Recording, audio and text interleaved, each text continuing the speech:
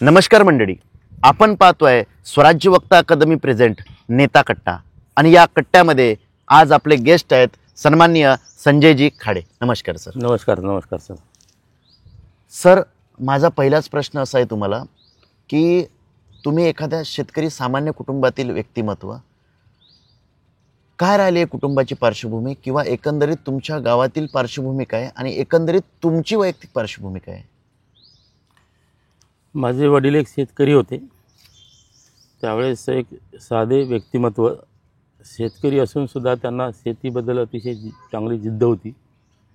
राजकारणाचं ओढ नव्हतं त्यांनी. त्यावेळेस मॅट्रिक ते पास झाले होते, परंतु त्यावेळेस एक व्यवसाय म्हणून शेती, उत्कृष्ट शेती, कनिष्ठ नोकरी, मध्यम व्यापार असा चालू होता ट्रेंड. त्या ट्रेंडनुसार त्यांनी शेती हा व्यवसाय त्यांनी अंगीकारला.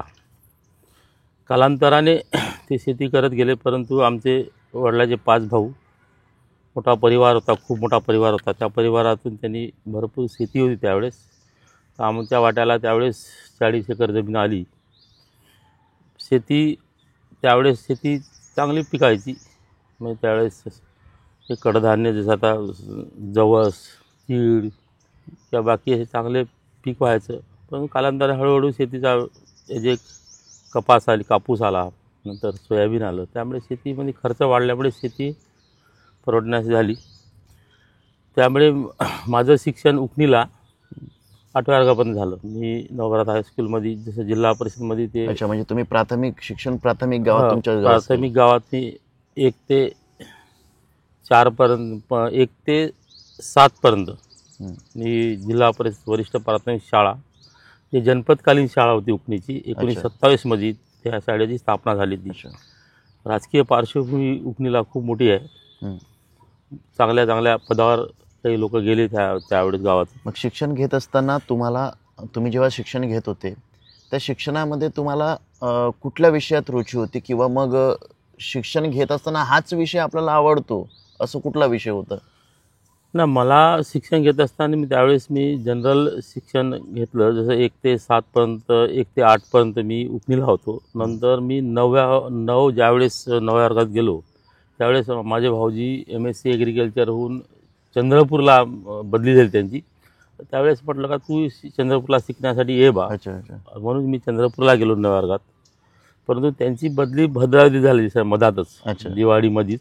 दिवाळी डिपार्टमेंटला होते. MSc कृषी अधिकारी असून कृषी अधिकारी होते ते. अच्छा, कृषी जिल्हा परिषद जे पंचायत समितीला कृषी अधिकारी. सगळे भाऊजी, माझे भाऊजी. माझी मोठी बहीण त्यांना दिली, ठाकरे, नंदकिशोर पांडुरंग ठाकरे. अच्छा. नंतर ते BDO होऊन रिटायर्ड झाले आता. नंतर मी 9व्या वर्गात मी चंद्रपूरला शिकलो, म्हणजे ॲडमिशन घेतली. नंतर मग मधात त्यांची ट्रान्सफर झाल्यामुळे भद्रावतीला यायला लागलं मला. अच्छा, दिवाळीने. नंतर दिवाळीत आल्यानंतर मी तिथं शिक्षण घेतलं. मी 9वा वर्ग पास झालो. 10वा वर्ग त्यांची ट्रान्सफर मुलला झाली. अच्छा. मग त्याच्यासोबत मुलला गेलो अजून मी. 10वा वर्ग मुलला गेलो. ट्रान्सफर जिकडे झाली तिकडे तुम्ही तुमचं शिक्षण कंप्लीट केलं. मी मुलला तिथं गेलो. मुलला गेल्यानंतर मी 10वा वर्ग पास झालो, चांगल्या फर्स्ट क्लासमध्ये पास झालो. नंतर 11वी 12वी तिथं मुलाच केली. नंतर फर्स्ट इयर, सेकंड इयर. एखादी शालेय जीवनामधला एखादी विनोदी प्रसंग, म्हणजे किंवा एखादी कुठली राजकीय, तिथं म्हणजे कसं असतं की बाळाचे पाय पाळण्यात दिसतात म्हणते, तर मग तुमचं असं म्हणजे कुणी असं भाकीत केलं होतं की हा मुलगा नेता होईल, किंवा असं काही एखादी छोटासा त्या काळामधला एखादी प्रसंग? त्यावेळेस आमच्या गावाला एक डॉक्टर नीत गुरुजी होते. ते अष्टपैलू व्यक्तिमत्व. त्यांनी म्हटलं का हा व्यक्ती धडपड्या आहे बा, एक शिक्षण घेऊन नेतागिरीमध्ये जाईल व मोठ्या पदावर जाईल, असं त्यांनी त्यावेळेस ते नीत गुरुजींनी भाकीत केलं होतं. 2 वेळ म्हटलं त्यांनी. परंतु राजकीय पार्श्वभूमी, ज्यावेळेस माझं शिक्षण 90 मध्ये मी सेकंड इयरला होतो, BA सेकंड इयरला होतो, त्यावेळेस मग नोकरीची ऑफर आली. WCLमध्ये आमच्या जमीन गेल्या. अच्छा. त्यावेळेस घरात दुसरा कोणी करणारा नव्हता. माझ्या 2 बहिणी. अच्छा. शोभा नंदकिशोर ठाकरेचे भाऊजी MSc कृषी अधिकारी, MSc ॲग्रिकल्चर असून त्या कृषी अधिकारी झाले ते. नंतर ते 17 वर्ष कृषी अधिकारी होते, नंतर BDO झाले. अच्छा. नंतर BDO होऊन ते रिटायर झाले. दुसरी बहीण छाया खुशाबराव पिंपळशंटे, ते मुख्याध्यापक पोमुर्णा एक अच्छा. तालुक्यातील एक कवठी गाव आहे, एकटा नावाचा कवठी गाव. त्या म्हणजे कवठ्यामध्ये तुम्ही 2 बहिणी आणि तुम्ही एक. हो, तुमचं तर ते मुख्याध्यापक होते, ते रिटायर झाले आता. नंतर माझा एक लहान भाऊ विजय, तो अच्छा. WCL मध्ये 2007 मध्ये लागला तो. हो. तर मी WCLची नोकरी एकंदरीत स्वीकारली. तुम्ही किती भावंड? आम्ही 2 भाऊ आणि 2 बहिणी, अच्छा. असे चार भावंड. भावंड. नंतर मी 90 मध्ये ज्यावेळेस WCL मध्ये जमीन गेल्या मोठ्या प्रमाणात, त्यावेळेस मला नोकरी WCL मध्ये त्यावेळेस लँड ओस्टी म्हणून ते घे, त्यावेळेस मी नोकरी जॉईन केली. तर घरचं प्रेशर होतं, पण त्यावेळेस माझी इच्छा होती शिकण्याची. कारण माझी इच्छा कशी होती का मी BA मराठी लिटरेचर घेतलं होतं. नंतर माझा विषय होता पॉलिटिकल सायन्स किंवा बाकी सामाजिक क्षेत्रात काम करण्याची, किंवा माझा वकील बनायची इच्छा होती. अच्छा. BA LLB करून LLM करून विचार होता का वकिली करून आपण काहीतरी चांगलं लोकांच्या न्यायासाठी, म्हणजे जनतेच्या हितासाठी आपण भांडत आहोत. हे साधारणतः कोणत्या वर्षीची गोष्ट आहे? इसवी सन 1990 मध्ये ज्यावेळेस नोकरी लागली, पण मी 6 महिने ड्युटी जॉईन नाही केली त्यावेळेस. अच्छा. मी विरोध केला घरी, मी ड्युटी करत नाही, मला नोकरी करत नाही, मला शिकायचं आहे, मला LLB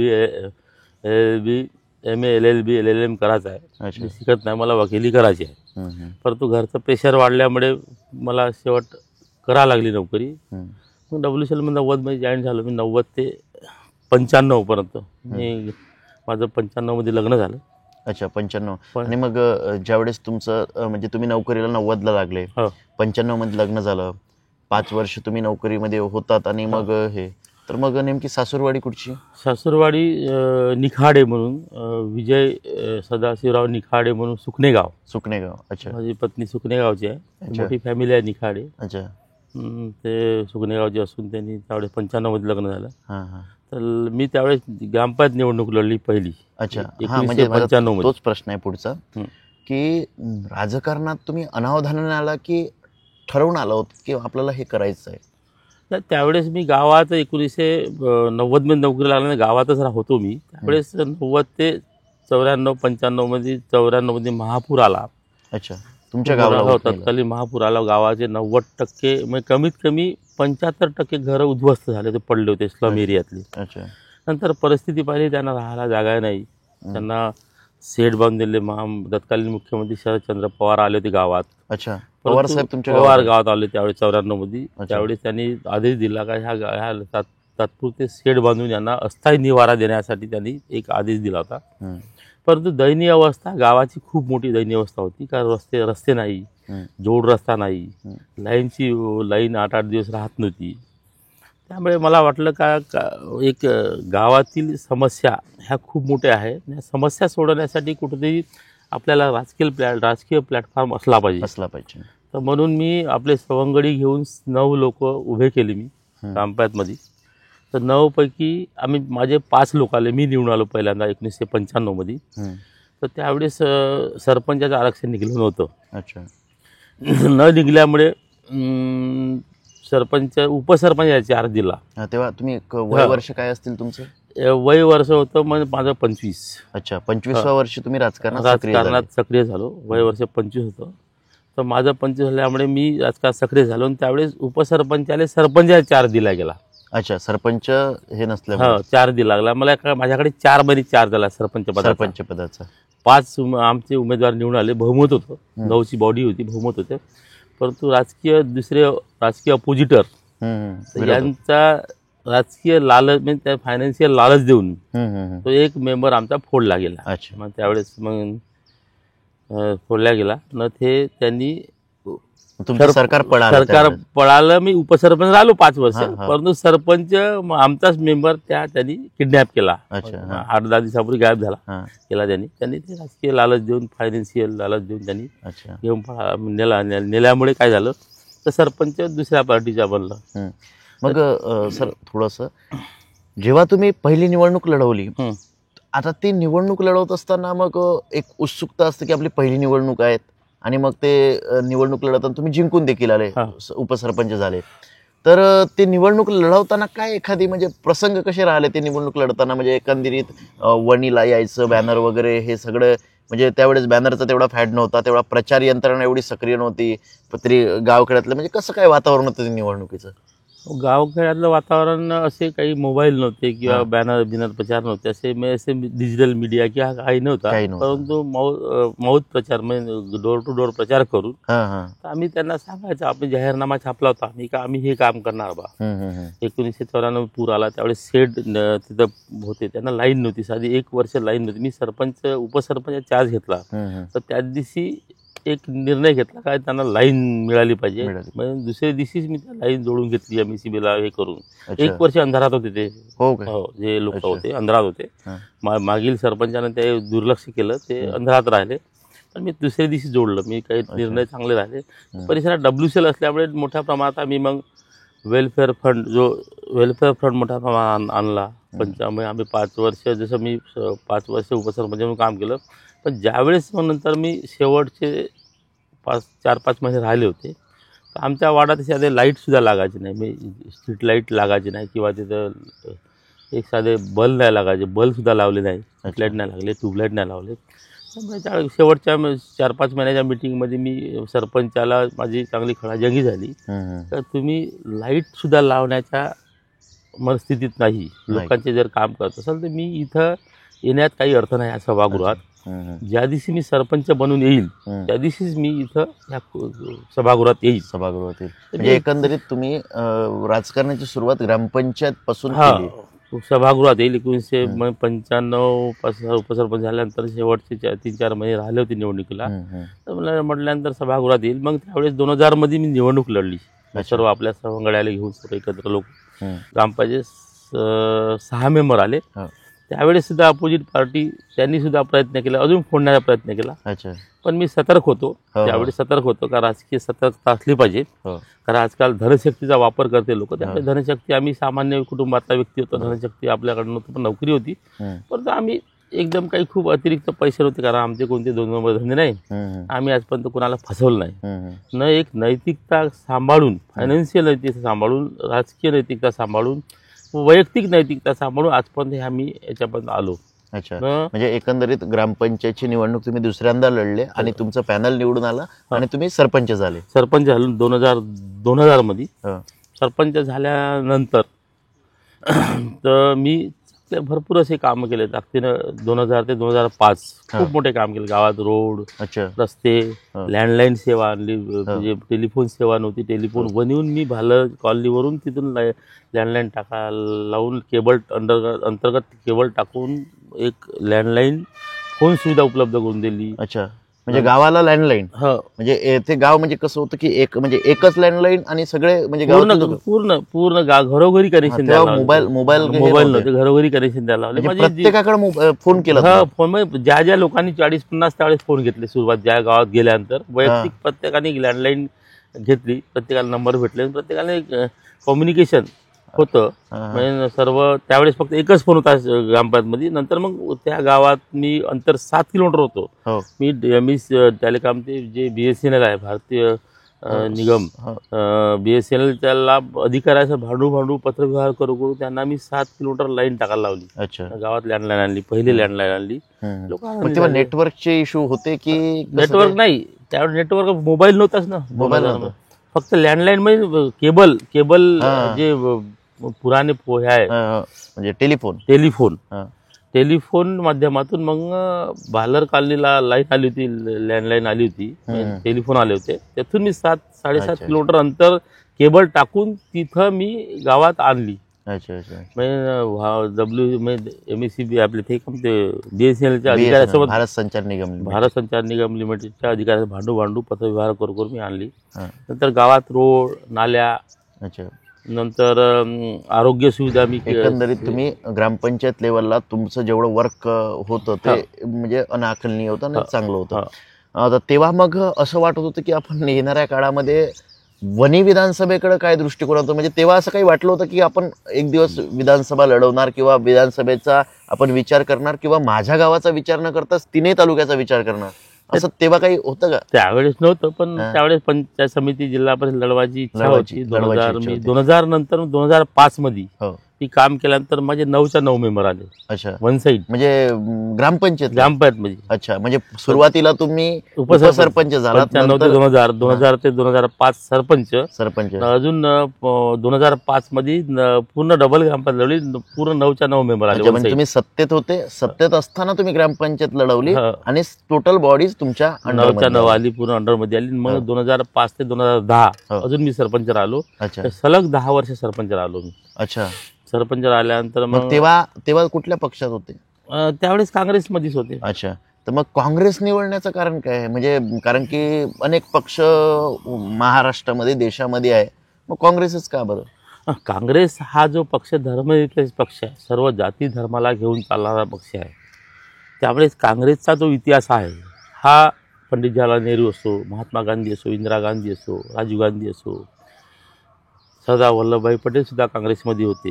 यांनी देशासाठी त्याग केला. मग देशाचा संघर्ष पाहता त्या इंग्रजांसोबत मोठ्या प्रमाणात त्यांनी लढाई केली व आपला देश स्वातंत्र्य केला.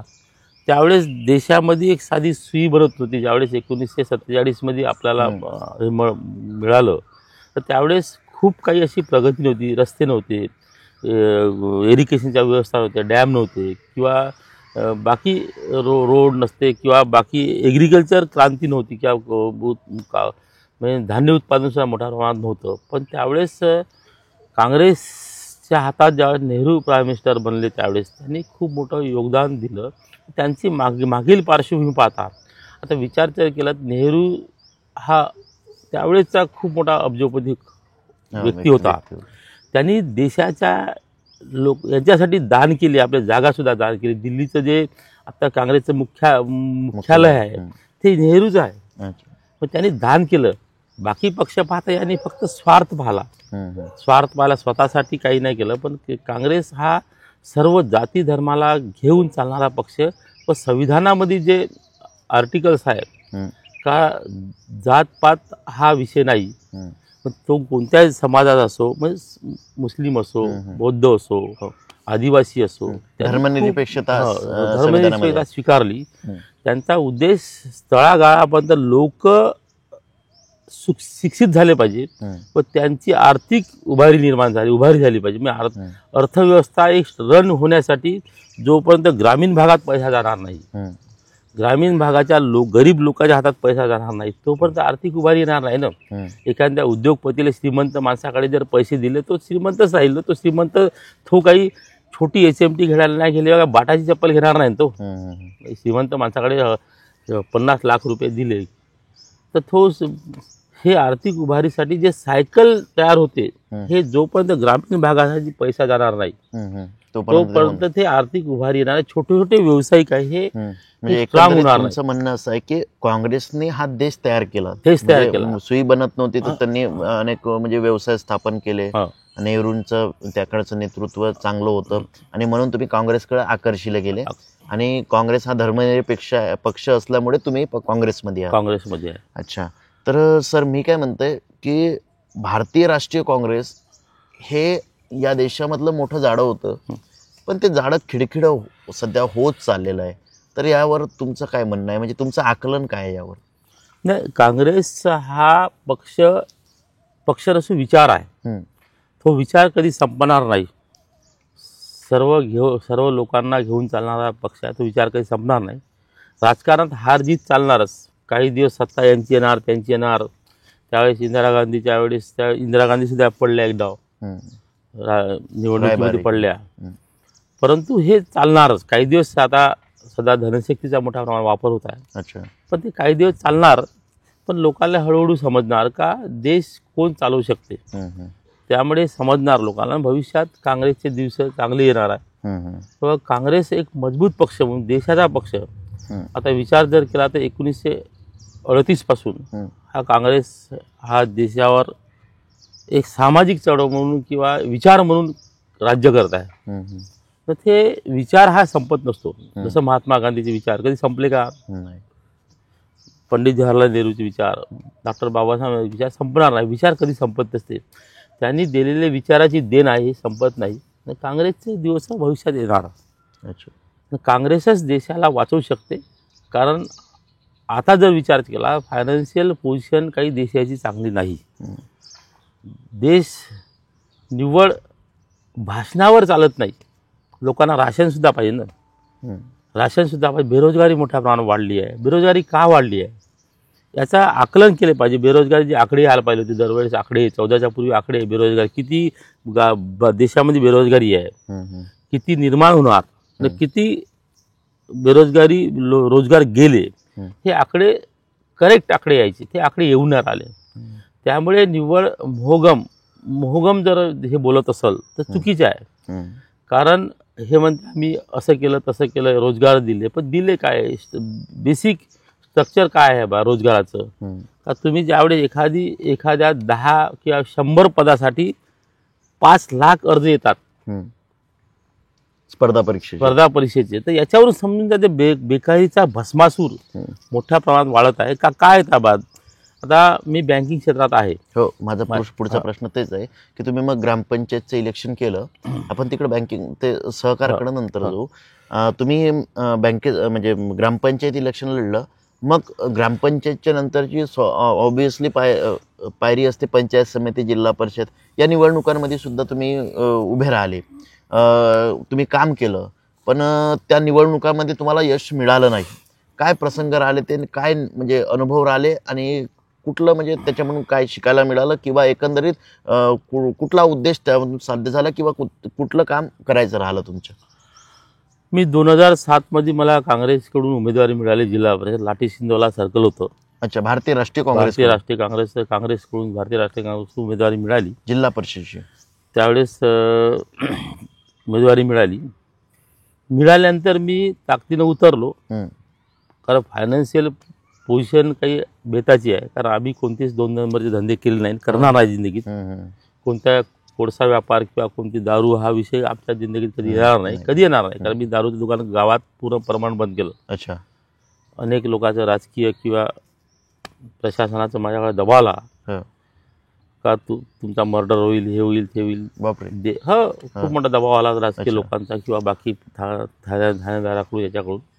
दारू दुकान बंद केलं. मग मी कधी 2 नंबरच्या धंद्याबद्दल कधीच नाही, मी विरोधात.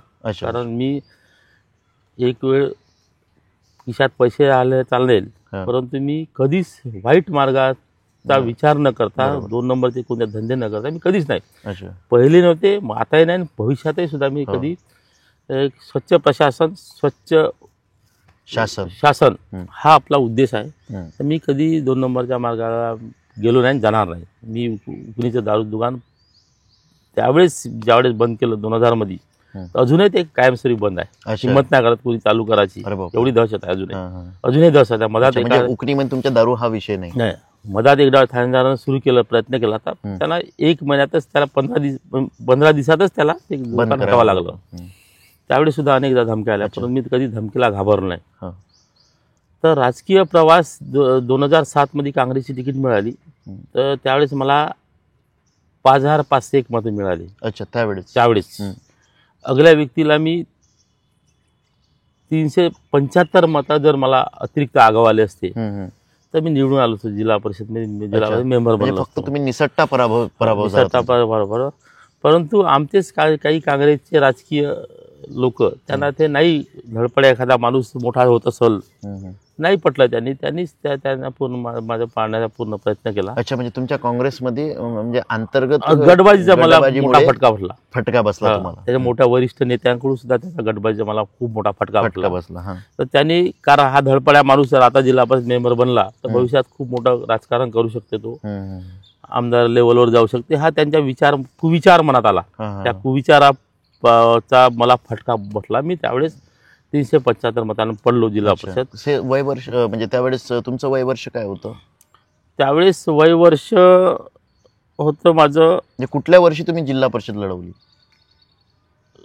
आता 95, 25 मेन 2000 मेन किती 30, मी 35व्या वर्षी जिल्हा परिषद लढवली. वयाच्या 35व्या जिल्हा परिषद लढवली. त्यामुळे मला ते 5501 मतं मिळाले. आकडा चांगला होता. तर पुढच्या वेळेस आपण करू बा. 5501 मतं म्हणजे म्हणजे काँग्रेसचा 55 आणि मग एक हा. चांगलं होतं. पण दुसऱ्यांदा मला तिकीट मी मागण्याचा प्रयत्न केला. वरिष्ठ नेते आले, हा. स्थानिक वरिष्ठ नेते आहेत, हो. आता नाव घेऊ इच्छित नाही मी, हो. परंतु वरिष्ठ समजून जा तुम्ही. हो. पण त्यांनी मला राजकीय उद्देशापोटी, हो. राजकीय आक्षापोटी हो. मला तिकीट नाही दिलं त्या नाही व्यक्ती. दिलं. पण त्यावेळी दुसऱ्यांदा मिळालं असतं तर 100% मी जिल्हा परिषद मेंबर असतो. असते. राजकीय आक्षापोटी तिकीट नाही दिलं. हो. ते वाईट वाटलं त्यावेळेस. आपण एवढं काँग्रेसमध्ये, तरी मी काँग्रेस सोडली नाही. सोडली नाही. मी काँग्रेस सोडलंय, तर राजकीय आक्षापोटी तिकीट नाही दिलं. त्यावेळेस नाईलाज झाला माझा. मी त्यावेळेस प्रयत्न केला पण तिकीट दिलं नाही. अच्छा. मग सर नंतर मग मला 5 वर्ष मी राजकीय काँग्रेसमध्येच होतो, हो. सक्रिय होतो. हो. परंतु जे वरिष्ठ नेते आहे स्थानिक वणी विधानसभेचे, ते राजकीय आकस नेहमी सर्वांना आकस करत असतात. ते काही चांगलं काही मत नसतं, पण त्याने काँग्रेस मातीत गेली चालेल, पण माझ्यापाशी फक्त पद राहिलं पाहिजे, न मी राहिलं पाहिजे, असा राजकीय आकस सर्वांवर त्याचा राजकीय आकस नेहमी असतो. त्यामुळे काँग्रेस वणी विधानसभेआधी काँग्रेस खूप काही वाढली जाईल. आपण प्रयत्न केला, वाढवण्याचा प्रयत्न केला, खूप केला. नंतर मग मी काय म्हणतो सर, हे सगळं निवडणुकीच्या याच्यामध्ये मग तुमचं काँग्रेसच्या नेत्यांसोबत म्हणजे तुम्ही धडपड्या असल्यामुळे, तुम्ही सक्रिय असल्यामुळे तुमचं कुठंतरी तुम्हाला मायनस करण्याचा उद्देश त्यांचा म्हणजे ते करत होते. पण सर मग तुम्ही मग तेव्हा दुसऱ्यांदा जेव्हा तुम्हाला तिकीट मिळालं नाही, तर अपक्षाचा विचार तुमच्या मनात आला नाही का? त्यावेळेस अपक्षाचा विचार आला. प्रयत्न केले मी. आमच्या सर्व राजकीय काँग्रेसचे पदाधिकारी, कारण की एखाद्या व्यक्ती जर धडपड असेल, त्यांना तिकीट नाही मिळाली ऐन वेळेवर, तर कार्यकर्त्यांचा असा आग्रह असतो की तुम्ही उभं राहिलं पाहिजे, आणि त्या कार्यकर्त्यांचा तुम्हाला देखील आग्रह झाला असेल. मग त्यावेळेस कसं काय केलं? त्यावेळेस राहिला मी. मग नंतर डबल आमचे काही साथी घेऊन पंचायत समिती, 2 पंचायत समिती, जिल्हा परिषद घेऊन मी जिल्हा परिषदमध्ये अपक्ष उभं राहिलो. काँग्रेसच्या ज्या उमेदवाराला तिकीट दिली त्याला कमी मतं मिळाली आणि त्याच्यापेक्षा जास्त मला मिळाली. त्यावेळी तुम्ही अपक्ष राहिले. अच्छा. आणि त्याला काँग्रेसच्या उमेदवारापेक्षा तुम्हाला जास्त मिळाली. तेव्हा काँग्रेसचा पंजा असतात, तुम्ही 100% निवडून आलो असतो. त्यावेळेस 6,500-7,000 हजार मतं मला मिळाले असते, निवडून आलो असतो. परंतु त्या राजकीय आक्षापोटी, द्वेषापोटी, म्हणजे एखादा व्यक्ती, सामान्य व्यक्ती, छोटा व्यक्ती किंवा गावून शेतकऱ्याचा व्यक्ती, शेतकऱ्याचा पोरगा, मुलगा, शेतकऱ्याचा मुलगा हा राजकीय क्षेत्रात भरारी घेतो बा, याला कुठेतरी दाबण्यासाठी हे नेत्यांनी केलं. तुमचे मार्गदर्शक आणि तुम्ही ज्यांचे निकटवर्ती होते ते तुमच्या निकटवर्ती होते असे बाळूभाऊ धानोरकर त्या पिरियडमध्ये शिवसेनेत सक्रिय होते. तर मग त्यांचा असा आग्रह झाला नाही का तुम्हाला की तुम्ही शिवसेनेत या बा, इकडं काँग्रेसमध्ये अगर असं होत असेल तर? आता बाळूभाऊ धानोरकर, स्वर्गीय बाळूभाऊ धानोरकर एक डॅशिंग नेतृत्व होतं. एक मेन सर्व क्षेत्रात त्यांनी डेअरिंग, म्हणजे त्यांना म्हणजे कोणतेही काम करत असताना खूप मोठी डेअरिंग होती त्यांनी. तर डेअरिंगच्या भरशावर किंवा डॅशिंग नेतृत्वाच्या भरशावर त्यांनी खूप मोठं काम केलं. तर ते उकणी गावचे प्रॉपर, आमच्या उकणी गावचे, एकाच गावचे, उकणी गावचे प्रॉपर, एकाच गावचे असल्यामुळे त्यांची आई, माझी आई एकदम जवळच्या मैत्रिणी, नेहमी आमच्या घरी यायच्या, जायच्या, आम्ही जायचं. त्यावेळेस बाळूभाऊचं वय माझं वय याच्यातली डिफरन्स आहे, 6.5 वर्षाचा फरक आहे. मी 6.5 वर्षाला मोठा आहे, बाळूभाऊ 6.5 वर्षाला लहान होते, छोटे होते.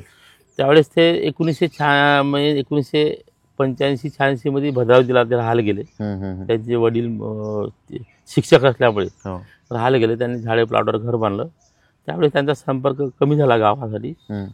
पण नंतर त्यांनी भद्रावतीमध्ये राजकीय सेनेच्या माध्यमातून, त्यावेळेस त्यांची सोळंकी गुरुजी कोणतरी ते MLC होते, त्याच्या माध्यमातून त्यांनी एकत्र राजकीय कारकीर्द सुरू केली. पण ते चांगले नगरपालिका असो, नंतर आमदारकी, नंतर खासदारकी. पण म्हणजे हे इकडं तुम्ही इकडं एक म्हणजे आपण काय म्हणू, एका गावातले 2 राजकीय नेते, एक नेता इकडं काँग्रेसच्या अंतर्गत गटतटामुळे त्रस्त आहेत आणि दुसरा नेता शिवसेनेत ऍक्टिव्ह आहेत. तर त्या नेत्यांनी असं कधी तुम्हाला म्हटलं का की तुम्ही शिवसेनेत या बा, तिथं थांबू नका? मग हो, ज्यावेळेस आम्ही कोण्या कौटुंबिक कार्यक्रमात भेटायचो हो. तर संजीव काय करतो, तू काँग्रेसमध्ये ये ना शिवसेनेमध्ये. अच्छा, हा. आणि 2-3 म्हणजे वेळा म्हटलं सहजतेने मला, हा. तू काँग्रेसमध्ये काय करते, काँग्रेस असेलही परंतु ये शिवसेनेमध्ये, मी तुला एक मोठं पद देतो जिल्ह्याचं, ये बा तू. तर त्यावेळेस भाऊला म्हटलं, तुम्हीच काँग्रेसमध्ये या ना, मला भविष्यात आम्ही तुम्हीच काँग्रेसमध्ये या म्हटलं. तर त्यावेळेस नाही म्हणे, मी आमदार आहे म्हणे, खासदारकी लढा म्हणलं. त्यावेळेस मी 2 वेळा म्हटलं होतं खासदारकी लढा म्हणलं, आम्हाला काँग्रेस खासदारची असंही 2-3 वेळा पळत आहे म्हणलं आमच्या. तर त्या 2-3 वेळ म्हटल्यानंतर मग ज्यावेळेस खासदारकीचं तिकीट फायनल व्हायची वेळ आली तर ते कंटिन्यू मला खूप आनंद झाला का भाऊ तुम्ही काँग्रेसमध्ये या. म्हणजे तुमचं जे मनात होतं ते तुम्ही म्हणजे ते झालं, म्हणजे ते शिवसेनेत, तुम्ही शिवसेनेत नाही गेलं, ते काँग्रेसमध्ये आले. तर त्यावेळेस आम्ही आपले जे हे खासदार नाही काय ते अशोकराव चव्हाण जे माजी मंत्री, मुख्यमंत्री, आता ते भाजपमध्ये नांदेडला गेलो होतो आम्ही, पूर्ण वसंतजनी संचालक आम्ही, त्यामध्ये काळे साहेब सर्व आम्ही गेलो होतो. त्यावेळेस म्हणलं काय, चंद्रपूर वनी आर्णी लोकसभा मतदारसंघात आपल्याला चेहरा नाही आहे, त्यावेळेस तुम्ही एक चेहरा द्या. त्यावेळेस सुद्धा आम्ही बाळूभाऊचं नाव घेतलं होतं आम्ही. मग त्यांनी चटप साहेब येतील का म्हणे, तर मग चटप साहेब येणार नाही म्हणलं, कारण ते हे आहे. तर त्यावेळेस मग आम्ही त्यावेळेस म्हटलं होतं, मग तर ठीक आहे, येत असेल तर घ्या बा तुम्ही, जबाबदारी घ्या बा. तर त्यावेळेस आम्ही बाळूभाऊला मी 2 वेळा भेटलो होतो, भाऊ असं असं आहे. त्याने प्रयत्न करू म्हणे, कारण आमदारकीचा राजीनामा देऊन मला आता या लागेल शिवसेनेचा, जर कन्फर्म असेल तर. मग त्यांनी त्या वरच्या लेवलवर संघर्ष झाला, पण तिकीट मिळाली. कारण तो जो माणूस काम करणारा डॅशिंग माणूस, आंदोलनातून वर आलेला, त्यांच्यावर एकदा विचार केला तर 43 राजकीय केसेस होत्या त्याच्यावर. 43. अच्छा, हो. ते म्हणजे तडीपार सुद्धा राहिलेले आहेत, राजकीय आक्षापोटी त्यांना सुद्धा खूप मोठा त्रास झाला. त्यांनी तडीपार केले, 2 वेळा तडीपार केलं, पूर्ण 10 ते 12 जिल्ह्यातून तडीपार केलं. अच्छा. पण त्यांनी हिंमत नाही हारली. राजकारणात शेवट कसं असते, राजकीय बळ जरी नसेल पण तुझी मनाची इच्छाशक्ती जबरदस्त असेल, राजकीय इच्छाशक्ती असेल, तुम्हाला काहीतरी करण्याची इच्छाशक्ती असेल तर तुम्ही तो टिकून राहता. लोकांचा आशीर्वाद तुमच्या पाठीशी राहते. आता त्याचं दुःखद निधन झालं, आम्हाला खूप दुःख झालं. असा माणूस राहायला पाहिजे होता परिसरात, आपल्या क्षेत्रात एक चांगला मोठा विकास झाला असता. एक मार्गदर्शक हरवल्यासारखी खंत झाली. मार्गदर्शक हरवला, कुटुंबातला एक व्यक्ती हरवला, हे आम्हाला कायमस्वरूपी खंत आहे. अजून एक आमच्या मनात हे येत राहते का हा भाऊ असता तर आम्हाला तिकीट सुद्धा भेटली असती त्यावेळेस. अशी नाही, विधानसभेची तिकीट भेटली असती, मग आम्हाला खूप खंत आहे. सहकार क्षेत्रामध्ये तुम्ही काम करत आहात, म्हणजे तुम्ही पणनचे डायरेक्टर आहात, जे कापूस महासंघ आहेत पणन, त्याचे तुम्ही डायरेक्टर आहेत. आणि अनेक 2-3 बँका तुमच्या सक्रिय आहेत वणीमध्ये. तर सहकार क्षेत्रामध्ये काय सांगाल, की म्हणजे कधी जावं वाटलं किंवा सहकार क्षेत्रामध्ये आपण काम करावं वाटलं, किंवा एकंदरीत पणनची निवडणूक लढवताना कसं काय वाटलं की आपण ही निवडणूक लढवली पाहिजे? का कापूस उत्पादक यवतमाळ जिल्हा आहे, त्याच जिल्ह्यातून तुम्ही आहात आणि तुम्ही असल्यामुळे त्या जिल्ह्यातून तुम्ही निवडणूक लढवली, आणि ह्या सगळ्या एकंदरीत काय सांगाल या सगळ्या याच्यावर? सहकार क्षेत्रामध्ये येण्याचा उद्देश, मी WCLचा कर्मचारी, 1991ची अपॉइंटमेंट माझी. त्यानंतर मी 2010 मध्ये मी वनी एरिया वेकोली कर्मचारी सहकारी पतसंस्था रजिस्टर केली. अच्छा. आता त्याला 14 वर्ष झाले. अच्छा. 2010 मध्ये. तर त्यावेळेस फायनान्शियल बाबी होत्या, जसं एखाद्या व्यक्तीला सावकाराकडे जायचं, जसं त्याला 1 लाखाची गरज असेल, तो सावकार 10% व्याजाने त्याच्याकडून पैसे घ्यायचे, त्याला पूर्ण त्याच्या व्याजामध्ये जायचं. आमच्या WCL मध्ये मोठ्या प्रमाणात त्यावेळेस पेमेंट कमी, आता खूप पेमेंट भेटतात, मोठ्या प्रमाणात पेमेंट भेटते. परंतु त्यावेळेस अजूनही काही लोक सावकारीच्या पाशात होते. तर त्यावेळेस उदाहरणार्थ 1 लाख रुपये त्यांना गरज असायची, तर 1 लाखाच्या त्याच्या महिन्याचा 10,000 रुपये व्याज घ्यायचा सावकार, किंवा मग 2-3%, 4%, 5% असं मनमानी. तर मला वाटलं का इथं आपल्याला कुठेतरी आर्थिक कुचंबना लोकांची होत आहे, सर्वसामान्य जनतेची होत आहे. हे म्हणून मी एक वनी एरिया वेकुली कर्मचारी सहकारी पतसंस्था, एक सहकार क्षेत्रातली पतसंस्था रजिस्टर केली 2010 मध्ये. त्यावेळेस मी अध्यक्ष झालो. अजून 14 वर्ष झाले. त्या जवळ आहे. मी अध्यक्ष आहे 14 वर्षापासून. अच्छा, वेकुलीचे. वेकुलीचे. त्याच्यामुळे लिमिटेड कर्मचारी वेकुली विक्रेते घेता येत ना ते त्याच्या अमायमेंट नसते. त्या क्षेत्रातली जी शिक्षक असेल ते शिक्षकच घेता येते, वेकुली असेल वेकुली घेता येते, ते एवढेच केले. पण चांगले कामगार जोडले त्यांना. म्हणजे त्यामुळे अनेक लोकांना मदत केली. ज्यांच्या गरीबाच्या ज्यांच्याकडे पैसे नव्हते लग्नाला, त्या पैसे दिले, त्यांना कर्ज उपलब्ध केलं कमी व्याज दरात. जसा उदाहरण घ्या, सावकारी म्हणलं 10% म्हणलं 10,000 रुपये महिना, 5% म्हणलं 5,000 रुपये महिना. तर मी फक्त 775 रुपये 1 लाखावर महिन्याचं व्याज. अच्छा, एवढे कमी व्याज दरात तिथं बँक देते आपले. बँक 775 महिन्याचं व्याज आहे. आम्ही त्यांना हे करत अनेक लोकांना, शेकडो लोकांना मदत केली. पैसे निघले की संस्था अजूनही चांगली आहे, जबरदस्त संस्था आहे, स्ट्रॉंग आहे. आम्ही दरवर्षी त्यांना डिव्हिडंड वाटतो, बोनस वाटतो. सर्व स्ट्रॉंग आहे, अतिशय चांगली संस्था आहे. त्या संस्थेमध्ये मी अजून अध्यक्ष आहे संस्थेचा. भरपूर त्याचा कार्यक्षेत्र चांगला आहे. ते कायमस्वरूपी टिकून आहे न, ते कायमस्वरूपी राहणार. समोर ज्यावेळेस नवीन येईल त्यावेळेस त्याचे सभासद नवीन म्हणत राहते, रिटायर आपलं सभासद हे करते. परंतु हे संस्था चालल्यानंतर मग मला वाटलं की आपण ह्या क्षेत्रापुरतच मर्यादित आहे WCLच्या.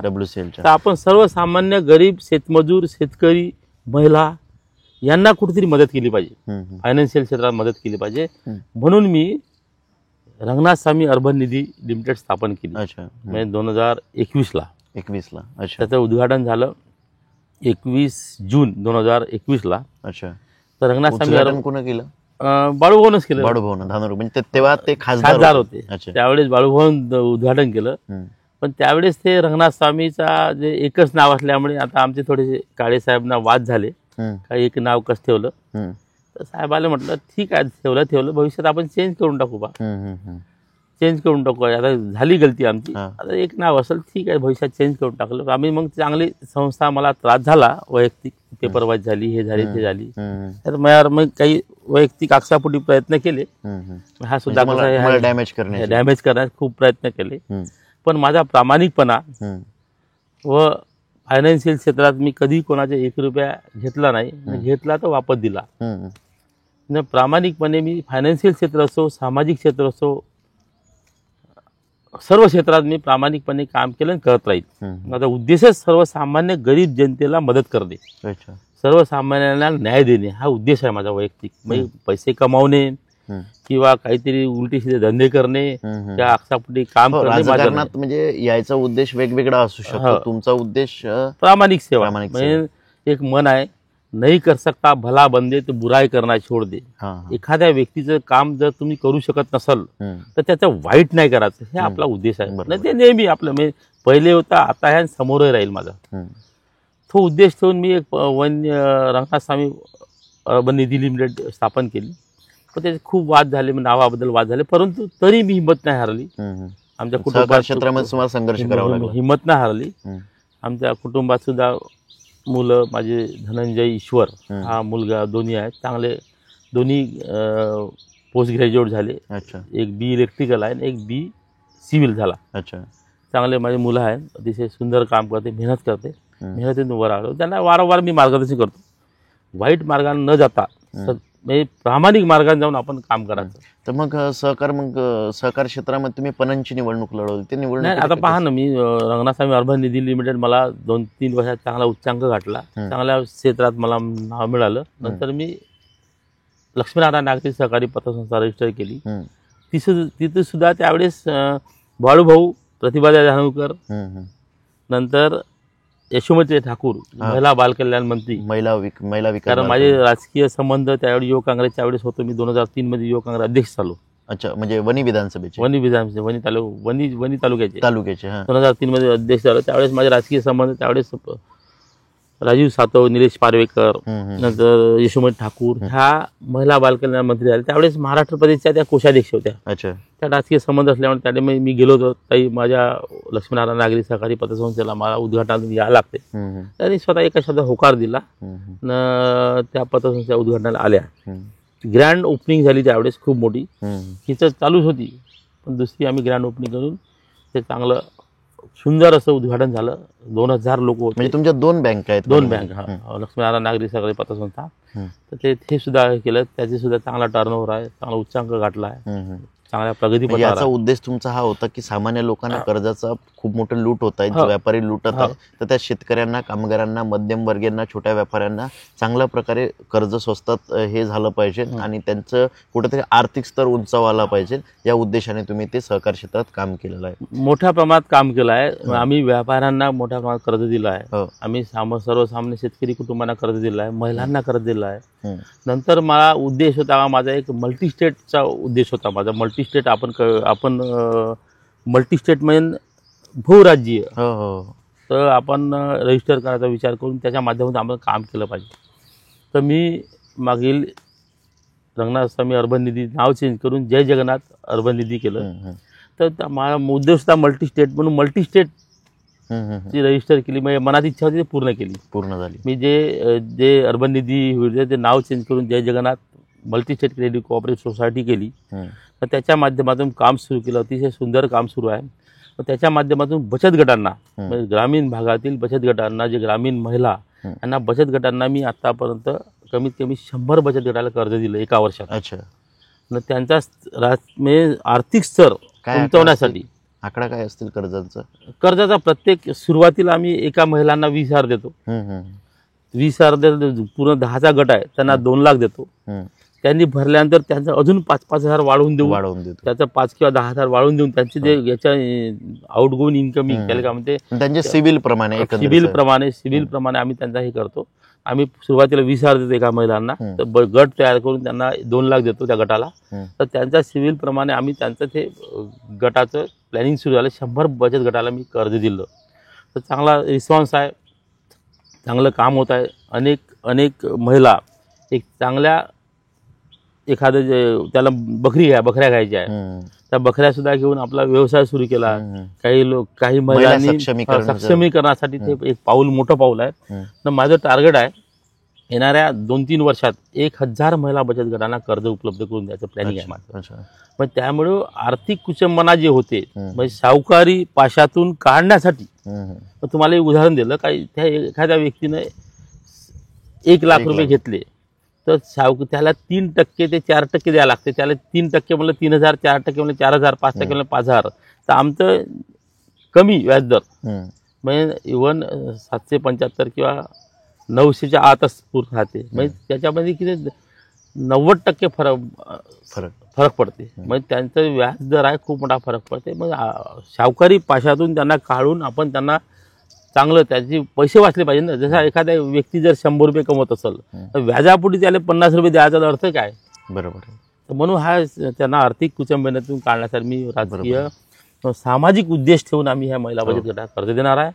तर समोर आमच्या संस्था, जसं आमचं आता मला परवानगी मिळाली 6 याच्यामध्ये वर्रा, भद्रावती, चंद्रपूर, राजुरा, नंतर पांडवकळा, यवतमाळ जिल्ह्यात 2 आहे. नंतर मग आमचा उद्देश आहे मारेगाव, मुकुळवन अशा आमच्या शाखा विस्तारित होणार आहे. त्याच्यामध्ये मोठ्या प्रमाणात रोजगार निर्मिती होणार आहे.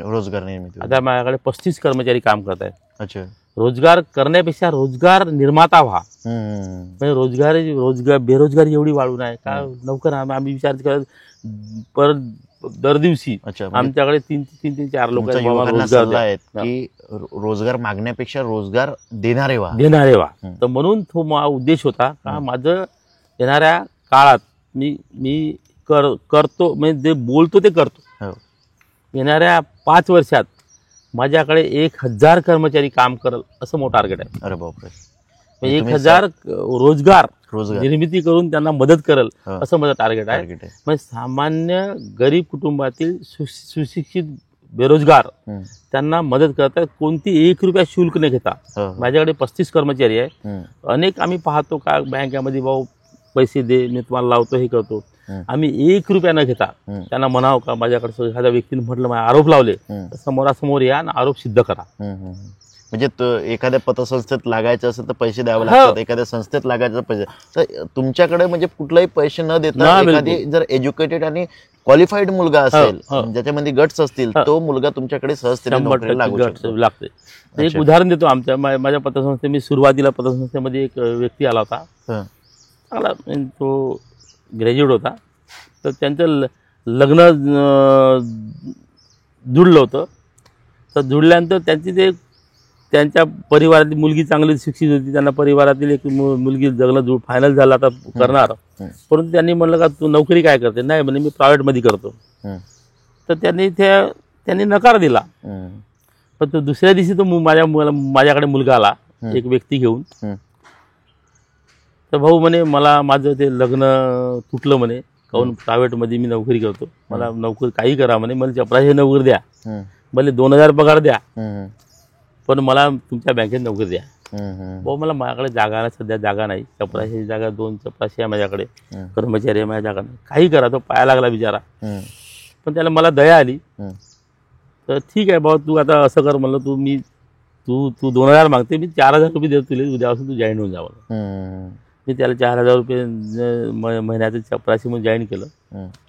त्याला आता पगार 12,000 रुपये पगार आहे. अच्छा, म्हणजे 400 रुपये. त्याने 2000ची अपेक्षा केली, 12,000 पगार आता तो. पण त्याच्या तिसऱ्या दिवशी त्याचं लग्न जुळलं. तो एक आनंद आहे ना. आनंद आहे, बरोबर आहे. एखाद्या व्यक्तीला एखाद्या पसंतीची मुलगी त्याला मिळत नसेल, आनंद आहे, तो कायमस्वरूपी आनंद मानते ना. बरोबर आहे. म्हणजे एकंदरीत तुमचं सहकार क्षेत्रातलं काम म्हणजे समाजाला अनुसरून आहे पूर्ण. पण माझ्याकडे जागा नसताना मी त्यावेळेस मी त्याला जॉईन करून घेतलं. त्याला बाई तुझं लग्न जुळत असेल, तुला चांगल्या मनासारखी मुलगी मिळत असेल, तर मी त्याला नोकरी दिली त्याला त्यावेळेस. आणि सर मग सर पणनची निवडणूक लढवायचं कसं विचार? त्यावेळेस आता मी ह्या 2 बँकेमध्ये खूप मोठं काम केलं. त्यावेळेस खूप राजकीय क्षेत्रात बाळूभाऊच्या सोबत मी काम केलं, ताकदीनं काम केलं, पक्ष वाढवला, मोठ्या प्रमाणात पक्ष वाढवला. नंतर स्वर्गीय बाळूभाऊ धारणुकर त्यांचं दुःखद निधन झाल्यानंतर माननीय श्रीमती प्रतिभाताई धारणुकर यांची जिम्मेदारी आली. तर त्यावेळेस मला ज्यावेळेस त्याच्या अंत्ययात्रेला मी ज्यावेळेस गेलो, नंतर कंटिन्यू माझा रड येत होता, मला मी रडत होतो. नंतर प्रतिभाताई सुद्धा खूप त्यांना दुःखी होत्या, रडत होत्या. परंतु आता प्रतिभाताई आम्ही सांत्वना केली. आता दुःख तर सर्वांना, तुम्हाला आम्हाला सर्वांना दुःख राहणार, कायमस्वरूपी बाळूभाऊचं नाव राहील. जोपर्यंत आपण हे आहे तो भाऊचं नाव अमर राहील.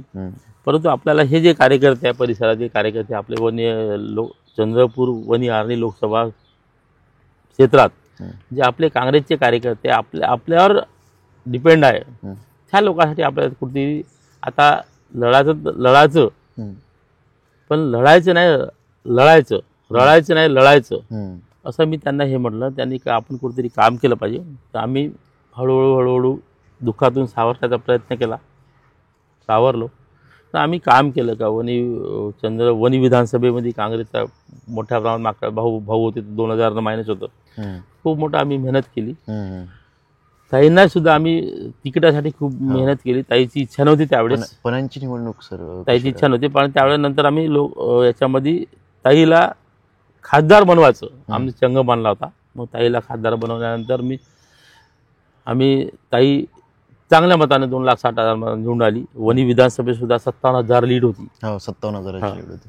नंतर मग पणनच्या निवडणुकीमध्ये आता महाराष्ट्र राज्य सहकारी कापूस पणन महासंघ याच्यामध्ये निवडणुकीमध्ये मी वसंत जिनिंगमधून प्रतिनिधी आहे. त्याचं टोटल 11 त्याला का म्हणते सभासद आहे. पणन महासंघ हे चंद्रपूर झोननं वनी झोन एक हेड ऑफिस आहे इथं वनीला.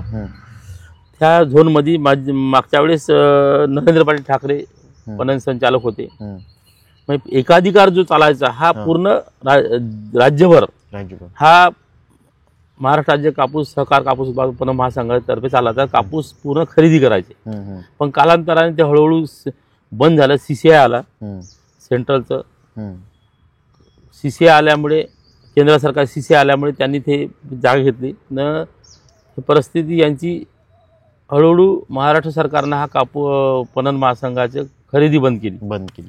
तेव्हापासून पण आता ते संस्था मोठी आहे, शिखर संस्था आहे. त्या संस्थेमध्ये त्यावेळी दर 5 वर्षांनी निवडणूक होत राहते.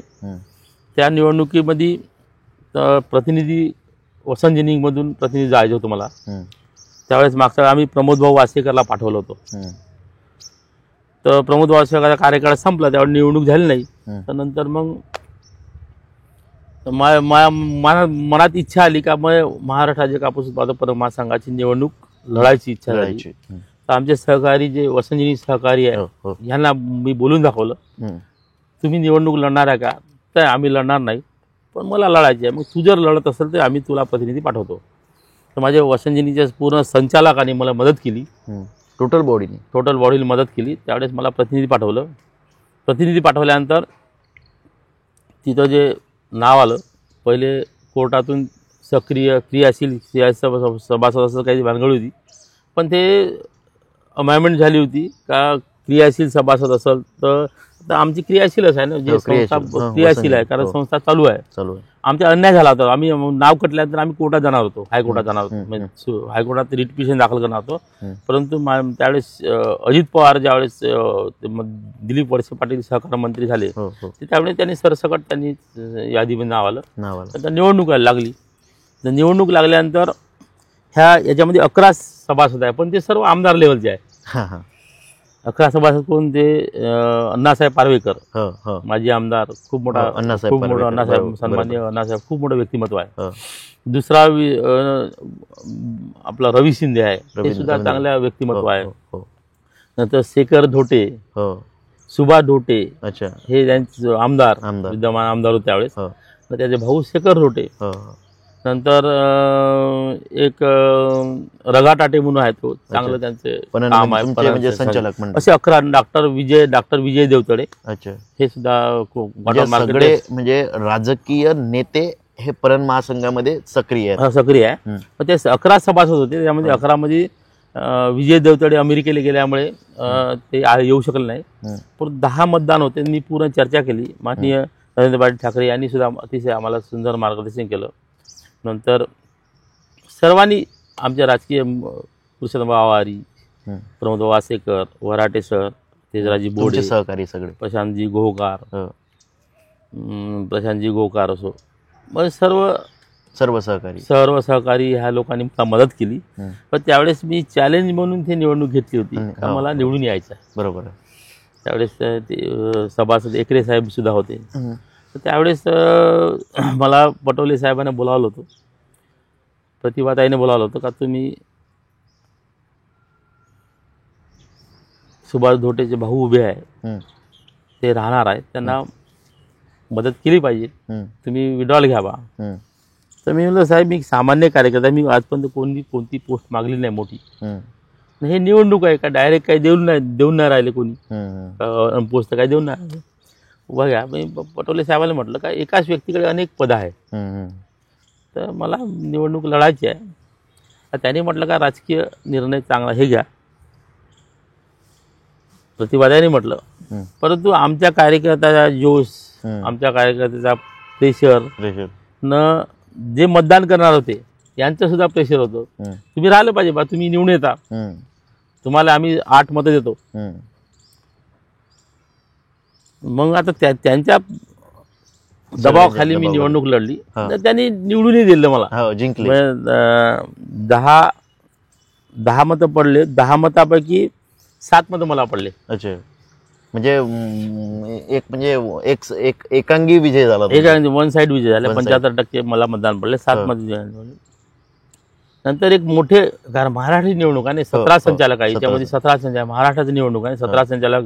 त्याच्यामध्ये जळगाव, धुळे, परभणी, नंतर यवतमाळ, चंद्रपूर, वाशिम, अमरावती आहे, नागपूर आहे. म्हणजे पूर्ण महाराष्ट्राचे संचालक आहे. पूर्ण जिथं मोठ्या प्रमाणात कापूस उत्पादन होते त्याप्रमाणे त्यांचं आहे. ते चांगली मोठी शिखर संस्था आहे. ते त्याच्यामध्ये खूप मोठे गोडाऊन आहे. आता आम्ही गोडाऊनचा निर्णय घेतला का जिथे गोडाऊन पडीत गोडाऊन आहे, जे काम कुचकामी आहे, त्यांना नवीन मानण्याची आम्ही प्रक्रिया सुरू करणार. आता त्या मागच्या मीटिंगमध्ये आमची चर्चा झाली. इथं जे आमची 12,000 स्क्वेअर फूट जागा आहे ओरा रोडवर, ते पडकाय गोडाऊन पूर्ण ते पणन महासंघाचं जशी एक मोठी निवडणूक तुम्ही महाराष्ट्र लेवलची निवडणूक तुम्ही लढलात आणि जिंकलात देखील. टोटल 11 सदस्य जे महाराष्ट्रामध्ये कापूस उत्पादन क्षेत्रामध्ये काम करतात, 17 संचालक, त्यातले तुम्ही एक आहात. हे खरंच अभिमानाची गोष्ट आहे. सर, मग लोकसभा झाली, काँग्रेसचं इथं वरदस्त होतं 56,000ची तुमच्या म्हणण्यानुसार लीड काँग्रेसला मिळाली आणि एकंदरीत काँग्रेसचे खासदार होते आणि अशा परिस्थितीमध्ये तुम्ही देखील अनेक उपक्रम राबवले आणि उपक्रम तुमचे चालू आहे. अभ्यासिकासुद्धा तुम्ही चालू केली, अनेक समाजकारणामध्ये तुमचं योगदान आहे. त्यानंतर तुम्ही अनेक वर्किंग याच्यामध्ये होते आणि तेव्हा तुम्हाला तुमच्या कार्यकर्त्यांचा आग्रह होता की तुम्ही विधानसभा निवडणूक लढवली पाहिजे 2024ची आणि तुम्ही विधानसभेची निवडणुकीचे मग तुम्ही विचार केला आणि निवडणुकी लढवायची हे ठरवलं. पण सर तिकीट महाविकास आघाडी तेव्हा महाराष्ट्रामध्ये होती आणि तिकीट आणण्यापासून तर मग तिकीट न मिळाली, मग हे काय घडामोड होती नेमकी? नाही, मी राजकारणात ज्यावेळेला आलो हा समाजसेवक म्हणून आलो. मला कोणतं पद मिळालं पाहिजे, मला मिळालं पाहिजे हा विषय नाही. तळागाळातील लोकांचे कामं झालं पाहिजे, ज्यांच्यावर अन्याय होते त्यांच्यासाठी मी आलो. निवड राजकीय मी पद घ्यायसाठी किंवा आमदारकी लढासाठी किंवा हे लढासाठी नाही. माझा संघर्ष 1995 पासून आतापर्यंत संघर्ष आहे. मी वेकुली कामगार असून सुद्धा वेकुली कामगार कोणते पद नाही घेतले. मला आत्ता मोठं पद भेटलं, आत्ता कोणतंच पद नाही घेतलं मी, आत्ता मोठं पद भेटलं. ते वेकुली जे सर्वोच्च पद आहे, जे सेफ्टी बोर्डाचं पूर्ण, ज्या WCचा पूर्ण माहिती आहे, तिथं कुठेही मला जाऊन ते इन्स्पेक्शन करता येते. मोठं पद आहे, सर्वात मोठं पद आहे ते पद आता भेटलं. मी असं काही मी पदासाठी आपण नाही काम केलं, मी पदासाठी करणार सुद्धा नाही. मला आमदारच बनायचं आहे बा, मला हेच बनायचं आहे बा, मला असं नाही. पण 24ची निवडणूक तुम्ही लढवली आणि तुमचं म्हणजे तुम्ही तुमच्या पक्षाला तिकीट देखील मागितली, पण ते म्हणजे तिकीट म्हणजे तो संघर्ष काय होता, निवडणूक कशा प्रकारे हे झाली? नाही, तिकिटासाठी मी प्रयत्न केले. मी काँग्रेसचा गेल्या 30 वर्षापासून काम करताय, मेहनत करताय का मी ह्या मोठ्या मोठ्या पदावर मी जसं मी पतसंस्था खोलल्या स्वतःच्या ताकदीवर किंवा याच्या कर्तृत्वावर आपण केल्या, मी वाढवल्या. मला कोणी काही पतसंस्था किंवा ह्या सहकार क्षेत्रात कोणतं दिलं नाही. मी स्वतः निर्माण केलं, स्वतः निर्माण करून मी तयार करून केलं. पणन संघाची निवडणूक सुद्धा मला खूप मोठा संघर्ष, इव्हन प्रतिनिधीपासून संघर्ष झाला. मला प्रतिनिधी सुद्धा पाठवायला काही लोक राजकीय जे वरदस्त लोक आहे राजकीय, अजूनही मी समजते, त्यांनी सुद्धा विरोध केला. प्रतिनिधी सुद्धा मला पाठवण्याचा प्रयत्न केला, पण ते लोकांच्या सहकार्याच्या भरसावर मी एकत्र येऊन माझं वैयक्तिक कार्यकर्त्या प्रेम, लोकांचे असं म्हटलं जातं की त्या काळात म्हणजे आता जे महाराष्ट्राचे आपण राजकीय चाणक्य म्हणतो शरद पवार साहेब, त्यांना सुद्धा पहिल्या वेळा मतदारसंघामध्ये विरोधच झाला होता. त्याच्यामुळे राजकारणात विरोध हा पूर्वारच चालत आलेला आहे. विरोध चालणार, पण एखादा प्रामाणिक कार्यकर्ता जर काम करणारा कार्यकर्ता समोर जात असेल तर ते थोडासा विचार करायला पाहिजे. राजकीय फक्त राजकीय आक्षापोटी विरोध करतो. बरोबर नाही, त्याला येणाऱ्या काळात निश्चितच जनता म्हणजे जनता याचं उत्तर देईल सगळ्या गोष्टी. मी जर कुठं चुकत असेल, संजय खाडे कुठं चुकत असेल, कुठं हे करत असेल किंवा कोणावर अत्याचार अन्याय करत असेल तर मला बोललं पाहिजे. बरोबर, पण मी कोणताच अत्याचार अन्याय नाही करतो, माझ्यामध्ये कोणते 2 नंबर धंदे नाही माझे. बरोबर आहे, कोणतं काही नाही. मी प्रामाणिकपणे लोकांची सेवा करून समोर चाललो बा, तिथं मदत केली पाहिजे. राजकीय निव्वळ राजकीय आक्षापोटी हा समोर जाते, राजकीय मोठा होते म्हणून त्याला दाबण्याचा प्रयत्न केला, हे चुकीचं आहे. आणि ही एकंदरीत महाराष्ट्राची राजकीय संस्कृती देखील नाही. सर प्रश्न हा होता की 2024ची निवडणूक कशी राहिली तुमच्यासाठी, किंवा तिकीट म्हणजे तुम्ही काय कुठं म्हणजे मुंबईला गेलात, कारण की दिल्लीला गेला, कुठं काय केलं, पक्षश्रेष्ठींना काय बोललात, किंवा एकंदरीत खासदार प्रतिभाताई धानोरकर यांची भूमिका तेव्हा काय होती तुमच्याप्रती, आणि ह्या सगळ्या एकंदरीत म्हणजे तिकीट येतपर्यंत सगळ्यांचं संघर्ष होतं, चित्र काहीच क्लिअर नव्हतं म्हणजे महाराष्ट्रामध्ये सगळ्या. तर तुमचं म्हणजे कसं काय राहिलं हे? नाही, मी काँग्रेससाठी मी गेल्या 4-5 वर्षापासून खूप मेहनत केली. म्हणजे तिकीट मिळावून मेहनत नाही केली किंवा लोकांचे काम पक्ष वाढवण्यासाठी काम केलं. मी माझी अभ्यासिका निर्माण केली. अभ्यासिका का निर्माण केली? का गरीब विद्यार्थी जे तर ग्रॅज्युएट झाल्या, पोस्ट ग्रॅज्युएट झाल्यानंतर त्यांना नोकरीसाठी एखादी अभ्यासाचं एक चांगलं स्थान नव्हतं. तर मी एका बोनी टेलरकडे ज्यावेळेस मी कपडे शिवायसाठी गेलो होतो, मी वर गेलो होतो, त्यावेळेस तिथं खाली विद्यार्थी बसून होते. पाणी आला तर ते विद्यार्थी पाणी आला ते पळायला लागले होते. तर मला तेवढं आयडिया नव्हती.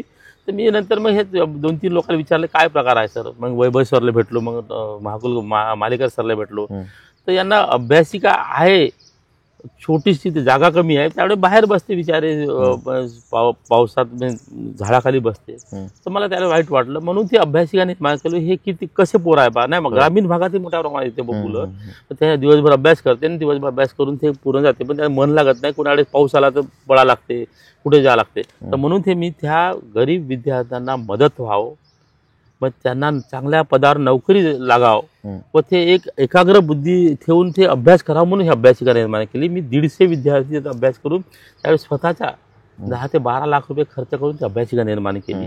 तर ती आता चांगल्या पद्धतीत चालू, ते अभ्यासिका कायमस्वरूपी चालतील. हे लोक म्हणते काही म्हणत असेल राजकीय मी निवडणुकीपुरतं केलं, हा निवडणुकीपुरता विषयच नाही माझा वैयक्तिक. हे अभ्यासिका मी आत्ता शब्द देतो, ते परमनंट, त्याची सुद्धा ब्रँच सुद्धा मो प्लॅनिंग आहे. मारेगाव न झरी इथं सुद्धा आमचं खोलाचं अभ्यासिका प्लॅनिंग आहे. का ग्रामीण भागातील वणी विधानसभा मतदारसंघात ग्रामीण भागातील विद्यार्थी, ग्रॅज्युएट पोस्ट ग्रॅज्युएट विद्यार्थी हे चांगल्या पदावर गेला पाहिजे. तो भविष्यात SDO बनला पाहिजे, तहसीलदार बनला पाहिजे, मोठा राजस्व अधिकारी बनला पाहिजे. ह्याचा उद्देश, प्रामाणिक उद्देश मनात आहे, म्हणून ती अभ्यासिका निर्माण केली. अभ्यासिका कायमस्वरूपी चालू राहील, ते माझं वचन आहे तुम्हाला. प्लस मारेगाव न झरी ही सुद्धा इथं अभ्यासिका निर्माण होईल. तर विविध उपक्रम तुम्हाला दिसेल शैक्षणिक क्षेत्रात, आमचे विविध चांगले उपक्रम राहणार आहेत. सर, माझा प्रश्न हा आहे की 24ची निवडणुकीसंदर्भात काय सांगाल, एकंदरीत 24ची निवडणूक? 24ची निवडणुकीबद्दल मी ताकदीनं तिकीट मागली. मला प्रतिभाताई धानोरकर यांनी सुद्धा खूप मदत केली, कारण त्यांना माहिती आहे का प्रामाणिक कार्यकर्ता आहे बा हा व्यक्ती, काम करताय, त्यांनी मदत केली. तर त्या मदतीतून मला तिकीट सुद्धा माझं एकमेव नाव गेलं होतं त्यावेळेस. काँग्रेस महाराष्ट्रातून जे महाराष्ट्र प्रदेश काँग्रेस कमिटीतून एकमेव नाव गेलं होतं न, दिल्लीपर्यंत गेलं होतं. टोटल सर्वे जे सर्वे होते काँग्रेसचे किंवा बाकी पूर्ण पार्ट्या सर्वे होते, याच्यामध्ये अतिशय चांगलं काम, मेहनतीतून काम. हा संजय खाडे, काँग्रेसला तिकीट भेटली, संजय खाडेला निवडून येणार असं हे होतं, पूर्ण वातावरण तयार होतं. तर प्रतिभाताईने सुद्धा मला चांगली मदत केली, बाकी लोकांना मदत. परंतु आमचे काही राजकीय जे माझा वैयक्तिक देश करतात. अच्छा, म्हणजे इथं सुद्धा राजकारण झालं? इथं सुद्धा राजकारण वैयक्तिक देश करतात. जे पुढारी आहे, जे प्रस्थापित पुढारी आहे, ते माझ्या जवळ काँग्रेस राहिली पाहिजे हा कायम विचार त्याच्या मनात असतो न. बाकी चांगल्या कार्यकर्त्याले म्हणजे त्याला डावलून काहीतरी त्यांना हे करून ते करून असा पगार घडतो. त्यांच्या आक्षापोटी, राजकीय आक्षापोटी हे तिकीट संजय खाडेला भेटते का बा?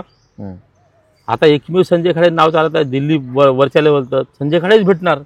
मग त्यांनी काहीतरी डायव्हर्शन करून ते राजकीय आक्षापोटी, संजय खाडे एक प्रामाणिक कार्यकर्ता, मेहनती कार्यकर्ता, समाजाला घेऊन चालणारा कार्यकर्ता, हा नको बा, हा आमदार नाही बनला पाहिजे, हा वैयक्तिक राजकीय आकस म्हणून त्यांनी ते तिकीट शेअरिंग मध्ये त्या उभाटाला सोडून दिली. हा जेणेकरून हा पारंपरिक मतदारसंघ आहे काँग्रेसचा. बरोबर, काँग्रेसचा पारंपरिक मतदारसंघ असून सुद्धा काँग्रेसचा मोठ्या प्रमाणात सुद्धा पाहिली होती की देशाचं स्वातंत्र्यानंतर पहिल्यांदा काँग्रेसचा 62 वर्षानंतर काँग्रेस हा मतदारसंघ पंजाब विना लढणार आहे, काँग्रेस विना लढणार आहे. म्हणून प्रचंड राजकीय दबाव होता, आमच्या कार्यकर्त्याचा दबाव होता, भाऊ तुम्ही लढलं पाहिजे, तुम्ही काँग्रेस अपक्ष लढा, तुम्ही लढलं पाहिजे. असं अनेक कार्यकर्त्या दबावाखाली, त्यांच्या प्रेमापोटी मला राजकीय लढा लागली. कारण आपला मतदारसंघ हा पोरका होऊ नये, आपले कार्यकर्ते तुटू नये. तुमच्यासारखा डॅशिंग काम करणारा मेहनती कार्यकर्ता जर हे झाला तर भविष्यात काँग्रेस पूर्ण याची वाताहत होणार आहे. काँग्रेस वणी विधानसभेमध्ये हद्दपार होईल ह्या भीतीपोटी आम्हाला काँग्रेस कार्यकर्त्याचा विचार करून आम्ही ही लढाई लढली. नरेंद्रभाई ठाकरे होते माझ्यासोबत, नंतर उबाटाचे ते विश्वासभाऊ नांदेकर साहेबांनी त्यांनी मदत केली. की आमचे अनेक, प्रशांतभाऊ गोकार आहे, पुरुषोत्तमभाऊ आवारी आहे, प्राध्यापक वराडे सर आहे, तेजराजी बोडे आहे, प्रमोद वासेकर आहे, अनेक सहकार्य, त्यांनी सहकार्यातून आम्ही लढली. आम्ही अपयशी झालो, काही राजकीय याच्यामध्ये सुद्धा खेळी झाली. मी धनुजी कुणबी समाजाचा एक उमेदवार अपक्ष होतो. संजय भाऊ देरकर हे सुद्धा धनुजी कुणबी आहे, अनिल हेपट सुद्धा धनुजी कुणबी समाजात होतं. पण काही राजकीय लोकांनी खेडी करून ते वन साईड करण्याचा प्रयत्न केला, त्यामुळे त्याचा डिव्हायडेशन होऊन हा समाज एकत्र संजय खाडी येत नाही बा असे पहिल्या दिवसापासून खेडी येत नाही बा, पक्ष येत नाही, पक्ष आहे बा, हम्म. त्या वन साईड हे करण्याचा अच्छा, प्रयत्न म्हणजे केला. ही तुमची विधानसभेची पहिली निवडणूक होती हो. आणि पहिल्या निवडणुकीत मग तुम्ही इंडिपेंडेंट उभे राहिले आणि ते निवडणूक लढले. एकंदरीत तुम्ही एक ट्रायल बेस निवडणूक लढलेत आणि म्हणजे तुम्हाला करायचंच होतं पण ते झालं नाही. हा. त्याच्यामुळे समाज कुठेतरी तुमच्या नेतृत्वाला पोरका झाला.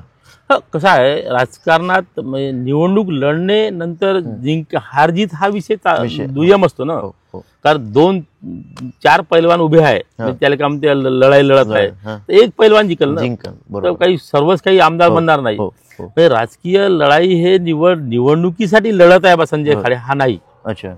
माझा संघर्ष समोरही मरेपर्यंत जारी राहणार आहे. सर्वसामान्यांना न्याय मिळाला पाहिजे, हम्म.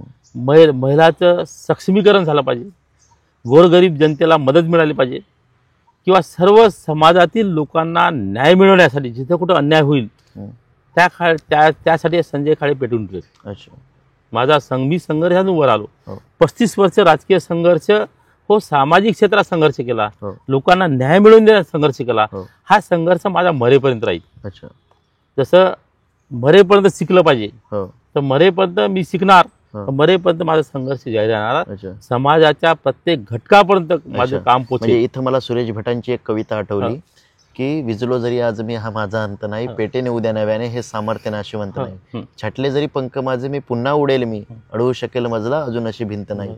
याच पद्धतीने रोखण्यास वाट माझी वादळे होतील आतुर, डोळ्यात गेली जरी धुळ तरी थांबण्यास उथंत नाही, येतील वादळे खेटेन तुफान तरी चालतो वाट माझी, अडथळ्यांना भिवून अडखळणे पावलास पसंत नाही. तर याच पद्धतीने तुमचं एकंदरीत जीवन राहिलेलं आहे, राजकीय जीवन, सामाजिक जीवन आणि शैक्षणिक जीवन. आणि ह्या सगळ्या एकंदरीत तुम्ही आर्थिक म्हणजे समाजाला लाभ मिळवण्यासाठी सामाजिक क्षेत्रामध्ये, शैक्षणिक क्षेत्रामध्ये, सहकार क्षेत्रामध्ये आणि राजकीय क्षेत्रामध्ये एक चांगल्या पद्धतीने वर्क करत आहेत. हे खरंच आमच्यासाठी किंवा या संपूर्ण महाराष्ट्रातील जनतेसाठी एक अभिमानाची गोष्ट आहे की आजही या सगळ्या पर्सेंटेजच्या राजकारणामध्ये तुमच्यासारखे नेते आज जिवंत आहे. खरंच अभिमानाची गोष्ट आहे. सर, शेवटच्या टप्प्याकडे येऊया, रॅपिड फायर. मी तुम्हाला एक प्रश्न विचारणार आहे, त्याच्यापैकी एक निवडायचं आहे. काँग्रेस की भाजप? काँग्रेस. खासदारकी की आमदारकी? आमदारकी. आमदारकी. त्यानंतर सर आणखी एक प्रश्न आहे, क्रीडा क्षेत्र की संगीत क्षेत्र? मला दोन्ही क्षेत्र आवडते. दोन्ही क्षेत्र आवडते. मग भविष्यात जर तुम्ही निवडणूक जिंकली आमदारकी आणि तुम्हाला मंत्री व्हायची संधी आली तर मग कुठलं खातं घ्यायला आवडेल, शिक्षण की कृषी? कृषी खाता आवडेल. कृषी खातं. एकंदरीत हे आमचे संजय खाडे, जे ज्यांना आपण म्हणू शकतो की उकणीतल्या खाणीतील एक बहुमूल्य हिरा ज्या वनी विधानसभेला लाभला आहे. एकंदरीत महाराष्ट्रामध्ये अनेक राजकीय नेते आहेत जे संघर्षातून वर आलेले आहेत, त्यातील एक उभरतं नेतृत्व म्हणून संजय खाडे यांच्याकडे आपण पाहतो. बघत राहा नेता कट्टा आणि अशाच नवनवीन व्हिडिओसाठी आमच्या चॅनलला आत्ताच सबस्क्राईब करा. धन्यवाद.